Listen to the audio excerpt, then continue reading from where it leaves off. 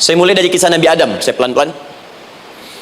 Nabi Adam saat diciptakan oleh Allah, kemudian diberikan informasi bahwa beliau akan bertugas di bumi, beraktivitas di bumi.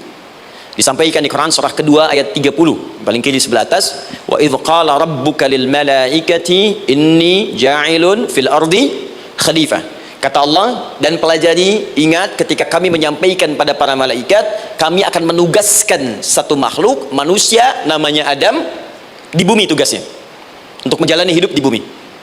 Nah, secara singkat, setelah Nabi Adam turun ke bumi, di awal masa bersama Sayyidah Hawa, ya alaihi wassalam, maka ternyata, bersamaan dengan turunnya Adam dan Hawa ke bumi itu, mereka berdua dibekali petunjuk.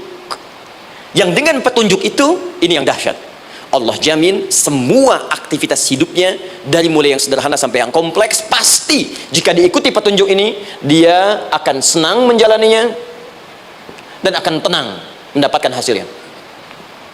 Ya, perhatikan kalimatnya. Quran surah kedua ayat 38. Fokus. Qul nahbitu minha jami'a.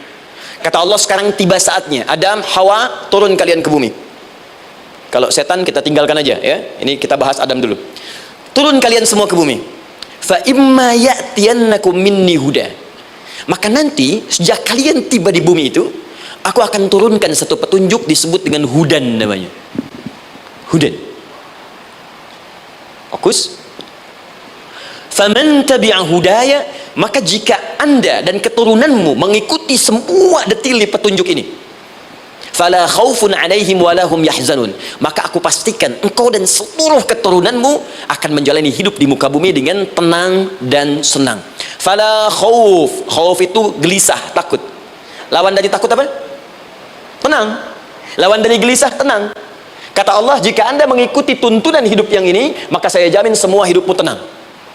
Wala hum yahzanun, dan saya pastikan selama hidup di muka bumi itu kalian tidak akan pernah bersedih. Senang, lawan sedih itu senang. Jadi ternyata kita itu diminta tugas di bumi itu bukan untuk dipersulit.